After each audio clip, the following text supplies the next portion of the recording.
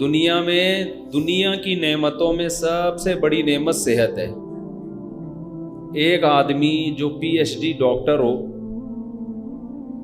یا کوئی بہت بڑی فلم ہو, صحت اچھی نہیں ہے, اس سے وہ ٹماٹر بیچنے والا زیادہ اچھا ہے جس کی صحت اچھی ہے. سمجھ رہے ہو؟ جو صحت اچھی ہے نا, جو ٹماٹر بیچ رہا ہے وہ زیادہ اچھا ہے.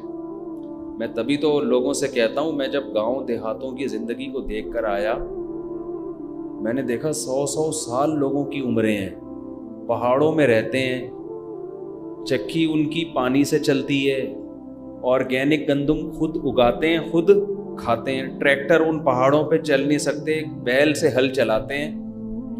ان کو تمام لذتیں ان پہاڑوں میں حاصل ہیں جو ہمیں آج ترقی کے دور میں بھی حاصل نہیں ہیں.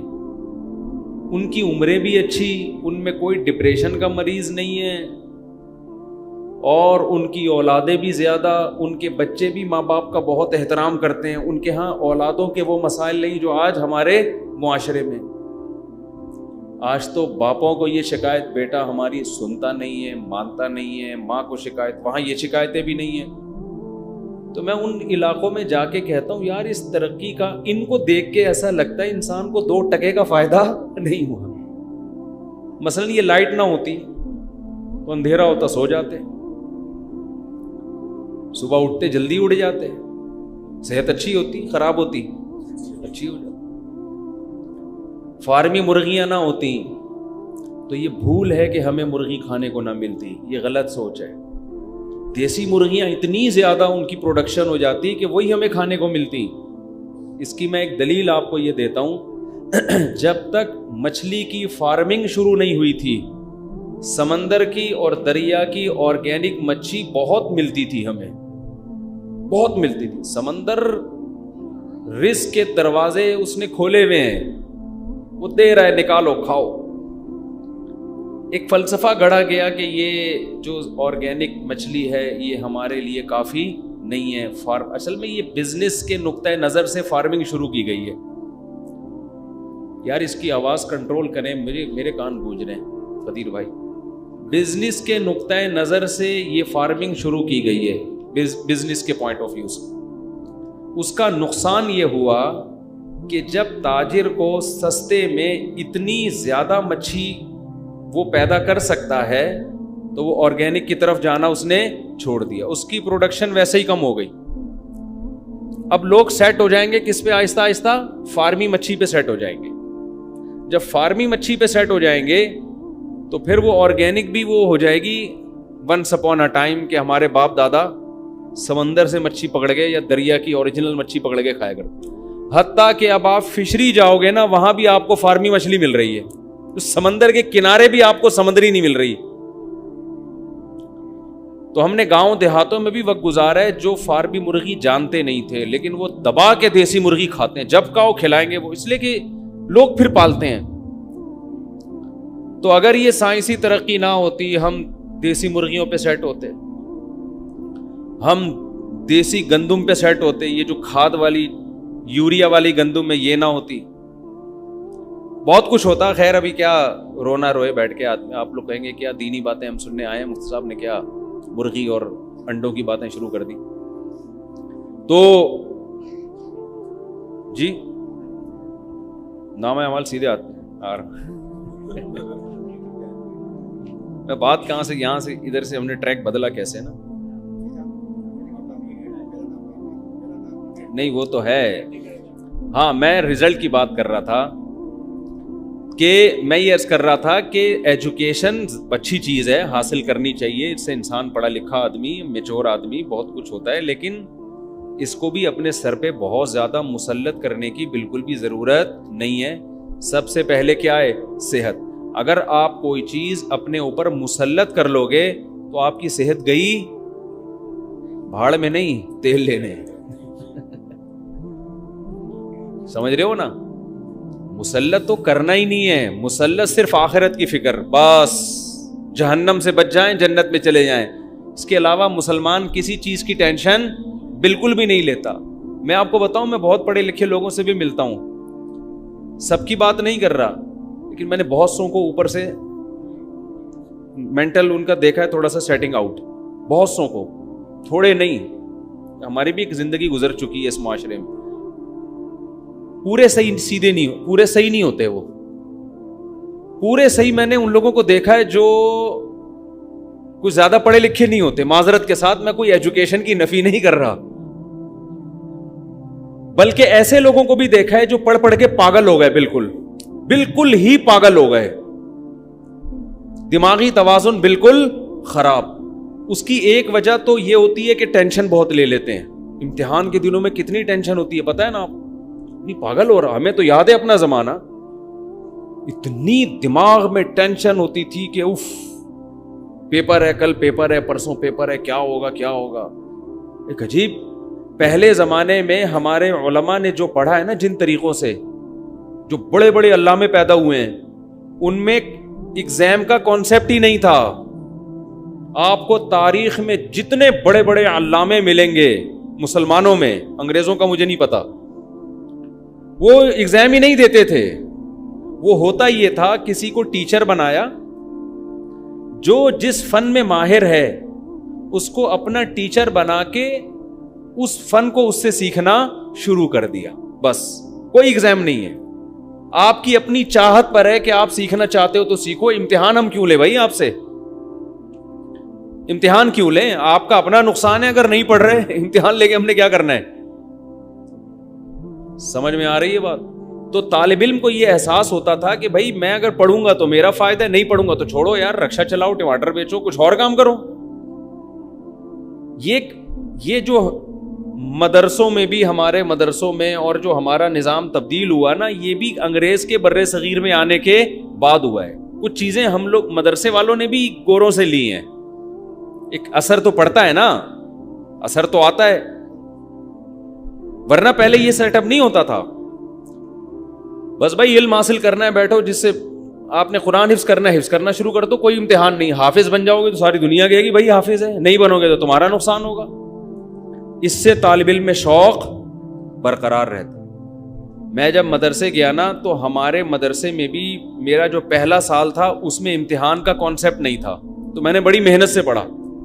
جب میں عربی گرامر میں نے پڑھنا شروع کی تو کچھ سوالات تو استاذ پوچھتے تھے, سبق پوچھتے تھے, کچھ میں فرضی سوالات بنا بنا کے اپنے آپ سے پوچھتا تھا.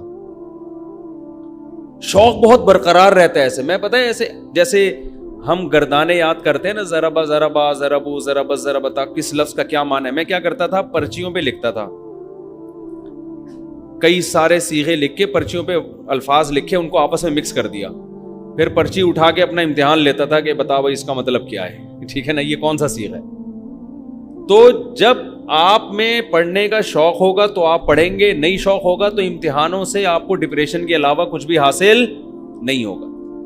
اور یہ بھی آپ کو بتاؤں, جو امتحان میں پاس ہوتے ہیں, اچھے نمبر لیتے ہیں, ضروری نہیں کہ وہ ان کو آتا بھی ہو. امتحان میں تکے دبا کے چل رہے ہوتے ہیں. ہمیں کئی بار ایسا ہوا کہ ہم نے امتحان پورے سال پڑھا نہیں, رات کو ایک سوال دیکھ کے چلے گئے, اتفاق سے وہی آ گیا, چھاپ کے آ گئے. اور جو پورے سال پڑھتا رہا اس نے وہ والا سوال نہیں دیکھا,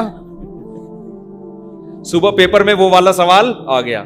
وہ ان پڑھ ہو کے, اس کے وہ پڑھا لکھا ہو کے نمبر کم, اور ہم نے نہیں پڑھا اور نمبر ہمارے زیادہ. یہ تکے چل رہے ہوتے ہیں. تبھی جو کمپنیاں ہیں نا, جو صحیح کمپنی ہے, وہ آپ کے فن کو دیکھتی ہیں کہ آپ کو آتا کیا ہے. آتا ہے تو ٹھیک ہے, آ جا, نہیں آتا چل بھائی نکل یہاں سے. وہ ڈگریاں کہہ رہے ہیں اپنے پینٹ میں رکھو اس کو, ہمارے کسی کام کی نہیں ہے. ایک صاحب میرے پاس آئے, کہنے لگے میرے پاس کوئی ڈگری شگری نہیں ہے, سب جعلی بنوائی ہیں میں نے, تجربہ بہت ہے. آج کل ایک کمپنی میں HR مینیجر لگا ہوا ہوں. HR مینیجر بڑی فلم ہوتی ہے. تو میں نے کہا تمہیں, کہہ رہے ہیں بس ہم ایسی ٹوپی کرا کے نا کمپنیوں میں گھستے گھستے یہاں تک پہنچ گئے. کہہ رہا ہے لیکن بھاری بھرکم تنخواہیں مل رہی ہیں مجھے, کیونکہ میں کام ان لوگوں سے زیادہ کر کے دے رہا ہوں جو پراپر پڑھے ہوئے. ڈگریاں بنا لی تھی اس نے. تو کہاں سے کہاں بات چلی گئی. جو اصل بات میں آپ سے عرض کر رہا تھا, یہ تو درمیان میں یہاں بات آ گئی نا. اصل بات میں عرض کر رہا تھا کہ موضوع میں تو ابھی آ رہا ہوں انشاءاللہ سورہ الحاقہ کی طرف, لیکن کچھ بیچ میں غریبیاں بھی چلتی ہیں. تو بار بار آپ سے یہ عرض کرتا ہوں, کیونکہ اتنے ڈپریشن کے مریض آ رہے ہیں ہمارے پاس, پورا ہفتہ tension depression stress, tension depression stress. یہی لفظ سن سن کے بیزار ہو گئے. تو کیوں لے رہے ہو ٹینشن یار؟ اپنی صحت پہ کبھی کمپرومائز نہ کرو اور اللہ پہ اعتماد اور توکل کرو گے تو ٹینشن ختم ہوگی. اللہ پہ اعتماد نہیں ہے نا، اسباب پہ نظر ہیں. یہ کروں گا تو یہ ہو جائے گا، یہ نہیں کیا تو یہ نہیں ہوگا، گئے بس کام سے. جب ڈکشنری سے اللہ نکل جاتا ہے نا، پھر آدمی کہتا ہے اگر میں یہ کروں گا تو یہ ہوگا، یہ نہیں کروں گا تو یہ نہیں ہوگا، اور یہ کیا جا نہیں رہا ہے مجھ سے. یعنی وہ کہتا ہے اگر میں پڑھوں گا تو عزت ملے گی، پیسہ ملے گا، نہیں پڑھوں گا تو نہ عزت ملے گی نہ پیسہ ملے گا. تو چلو پڑھ لو. اب پڑھنے کے لیے بیٹھا ہی نہیں جا رہا اس سے. پڑھائی کے لیے بیٹھا ہے تو کتاب نہیں پڑھی جا رہی، پڑھ رہے تو سمجھ میں نہیں آ رہی. کسی ٹیچر کو رکھوایا وہ بھی نہیں سمجھا پا رہا، 6 دفعہ سمجھا رہا ہے تو بھی سمجھ میں نہیں. ہر آدمی کا مینٹل لیول ایک جیسا تھوڑی ہوتا ہے. پھر آدمی کہتا ہے کیا عذاب میں پھنس گیا یار میں. پھر الٹے خیالات. ابے میرا وہ فلاں دوست تو پڑھ لیا تو امریکہ چلا گیا، تو بیٹا گٹر کے ڈھکن صاف کرے گا بیٹھ کے. اپنا فیوچر تو دیکھ لے. میں نے اپنی زندگی میں اس طرح لوگوں کو اپنے سامنے پاگل ہوتے ہوئے دیکھا ہے. ہمارے محلے میں ایک نوجوان تھا، پڑھ نہیں سکا، وہ ڈپریشن سے پاگل ہو گیا. اتنا پاگل ہو گیا کہ جو بالکل پاگل نہیں ہوتے، بال کھول کے گھوم رہے ہوتے ہیں، یہ والا پاگل. کبھی ٹریفک پولیس والا بنا ہوتا تھا وہ، حقیقت ہے. جیسے پاگل والی حرکتیں ہوتی ہیں. ایک دن کیا ہوا، مین روڈ بلاک کر دیا اینٹوں سے، اور ٹریفک پولیس والا بنا ہوا ہے، گاڑیوں کو یوں کر کے روک رہا ہے، ایسے ایسے کر رہا ہے. چلو عجیب یعنی بالکل ہی قابل ترس ہو گیا. وہ ہوا کیا، پڑھنے کی اس کی چاہت تھی لیکن پڑھ نہیں سکتا. تو یہ بہت سے لوگوں میں کوئی ترقی کرنا چاہتے ہیں، ہو ہی نہیں پاتی ترقی. تو آپ کا کام کیا ہے؟ سب سے پہلے اپنی کھوپڑی کو ٹینشن سے آزاد. اس کے 2 موٹے اصول ہیں. ویسے تو اس پر میرے مستقل آپ کو بیانات ملیں گے، آڈیو بیان ہے، یوٹیوب پہ آپ سرچ کریں، ڈپریشن کا علاج، ٹینشن کا علاج، یہ سرچ کریں. لیکن اس کے علاوہ 2 چیزیں ہلکی پھلکی. ایک تو یہ سمجھ لو دنیا مسافر خانہ ہے. مسافر خانے کا مطلب یہاں ٹینشن ختم کرنے کی کوشش ہی نہیں کرنی ہے. اس کی کوشش کرو گے نا بہت زیادہ تو یہ بڑھے گی، کم نہیں ہوگی. جیسے وسوسہ ایسی چیز ہے، جتنا دماغ سے نکالو گے اتنا ہی دماغ میں گھسے گا.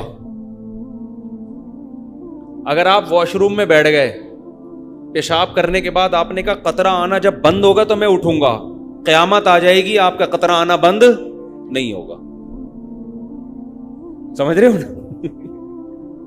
جو وہمی ہوتے ہیں نا ان کے ساتھ ایسا ہی ہوتا ہے. وہ بیٹھے رہتے ہیں، چکر آنا شروع ہو جاتے ہیں، قطرہ بند نہیں ہوگا. کیوں؟